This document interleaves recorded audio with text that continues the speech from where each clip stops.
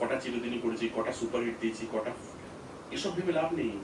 কি করতে পারবো আগের দিন, আগামী দিন, কি করলে মানুষ হলে ঢুকবে, বা কি করলে মানে দর্শক আমার কাজটা দেখবে।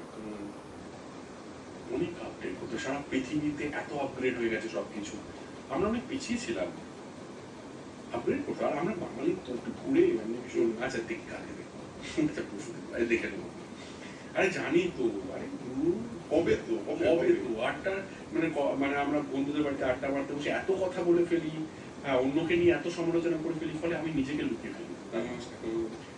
ইম্পর্টেন্ট। আর আমি, তুমি যেটা বলছো সেটা খুব ইম্পর্টেন্ট। আমি তো মনে করি যে এত ফেলিওর দেখেছি, এত আপ এন্ড ডাউন দেখেছি, এত চ্যালেঞ্জেস দিতে, আজকে দাঁড়িয়ে চ্যালেঞ্জ দিতে হচ্ছে। আমি যখন আবার প্রলয় করেছি, আমার কাছে তার আগে অনেক আগে ওয়েব সিরিজ এসছে, আমি বলেছি না আমি করলে এরকমই একটা ওয়েব সিরিজ করবো যেটা নিয়ে কথা হবে, যেটা নিয়ে top of the top down হবে, মানে যেটা আমি করবো সেটা নিয়ে কথা হবে, সেটা মানুষের মনে ঢুকবে।